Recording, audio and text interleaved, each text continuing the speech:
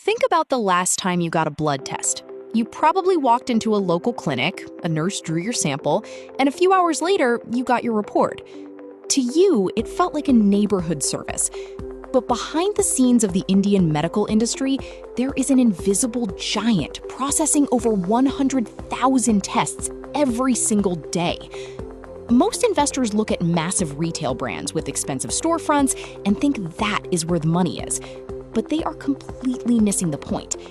There's a company that operates out of a single mega laboratory, charges up to 70% less than your local hospital, and still pulls in a staggering 30% plus profit margin. This isn't just a healthcare business, it's a high-volume factory masquerading as a pathology lab. Welcome to the hidden monopoly of Thyrocare. To understand how this invisible machine was built, we have to look at the radical philosophy of the man who started it all, with just a pocket full of cash. In 1996, a scientist named Dr. A. Velumani walked out of his secure government job at the Bhabha Atomic Research Center. He had just $3,000 and a wildly disruptive idea. At the time, thyroid testing was treated as an expensive premium specialty. It cost up to 500 rupees per test, making it a luxury for most Indians. Dr. Velumani realized something brilliant. The human body doesn't change based on your zip code, so why should laboratory testing be localized? Instead of opening hundreds of expensive clinics and paying doctors steep commissions for patient referrals, he did something radical. He created a pure business-to-business model. He outsourced the sample collection to thousands of local entrepreneurs and focused entirely on back-end processing. He essentially applied the high-volume, hyper-efficient principles of McDonald's assembly lines to human blood. By treating diagnostics like a commodity rather than a premium service, Thyrocare positioned itself to ride one of the largest demographic waves in modern economic history. Let's look at the sheer scale of the playground here. The Indian diagnostic market is currently valued at a massive $11 to $18 billion, and it is compounding at over 10% year over year. But here is the real kicker for an investor. Over half of this massive industry is completely unorganized. It is controlled by over 300,000 small, independent neighborhood labs that lack advanced technology and scale. We are right in the middle of a massive structural shift. Patients and doctors are rapidly migrating away from these small, unaccredited local labs toward trusted, organized national chains. In a market this fragmented, whoever can offer the highest accuracy at the absolute lowest price wins the entire board. And this brings us to Thyrocare's ultimate weapon, a physical setup so centralized that it sounds completely logistical suicide on paper, until you look at the math. If you wanted to build a national diagnostic chain, your instinct would be to build fully staffed labs in every major city, right? That is exactly what Thyrocare's competitors did. But Thyrocare took a completely different path. They built just one national reference laboratory in Navi Mumbai. Think about how insane this logistics network is. A patient gives a blood sample in Delhi, Kolkata, or Bengaluru in the evening. That sample is immediately centrifuged, barcoded, packed into a temperature-controlled cold chain box, and placed onto a commercial overnight flight to Mumbai. By midnight, thousands of samples from all corners of India land at the Mumbai airport, are driven to the central lab, and are processed by automated robotic tracks.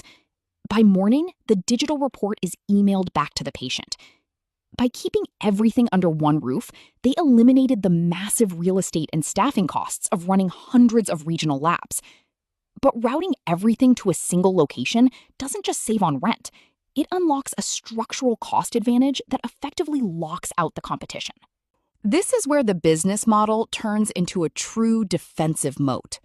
In clinical chemistry, the main recurring cost is the chemical reagents used to analyze the blood. Global medical giants like Siemens and Roche sell these reagents on a sliding scale based on volume. A standard neighborhood lab processing 50 tests a day has zero bargaining power. They pay top rupee, around 120 to 150 rupees per test, just for the raw chemicals.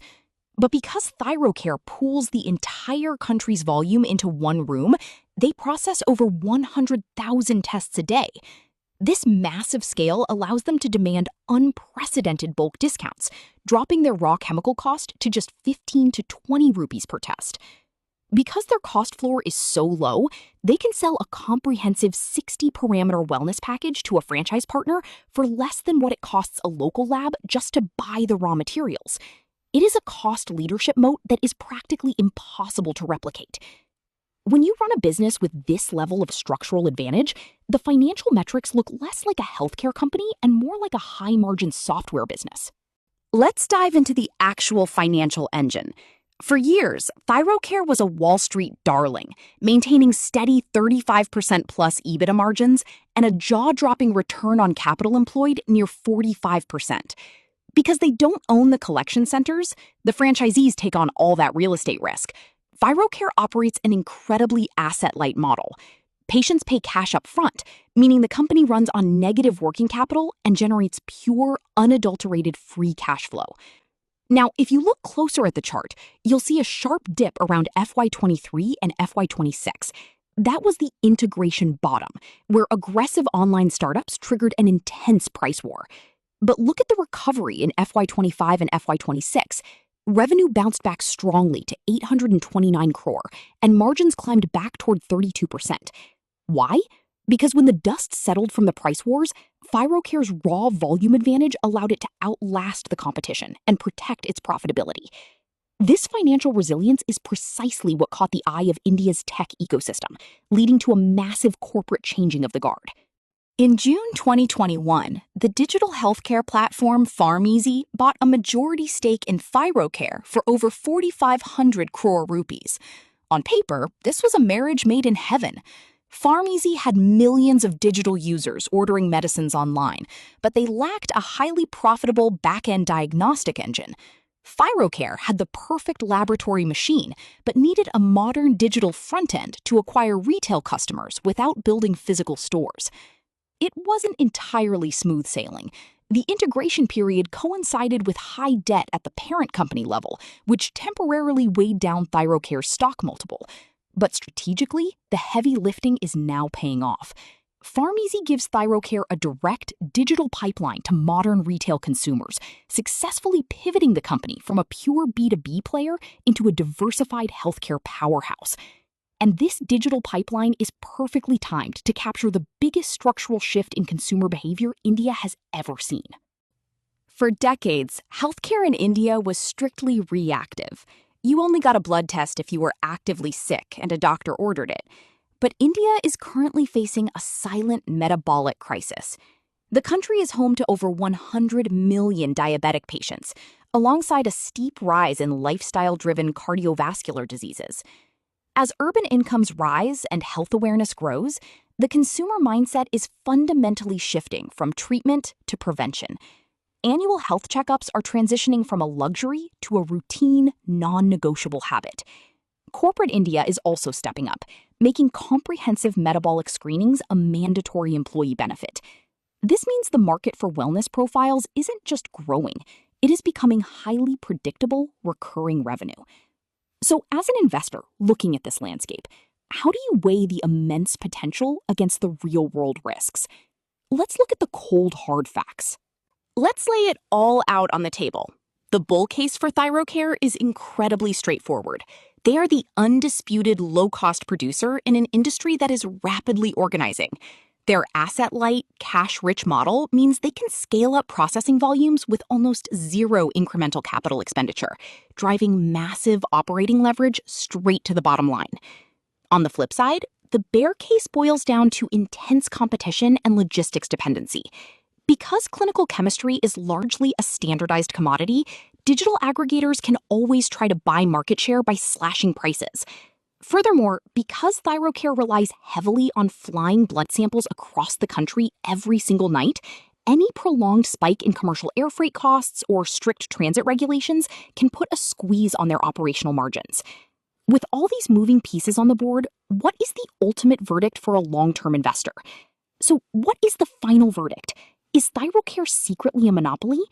The answer is nuanced. It is a monopoly on cost leadership, not on market share. They don't own the entire market, but they dictate its pricing floor. The biggest lesson Thyrocare teaches us is that operational design almost always beats loud marketing spend.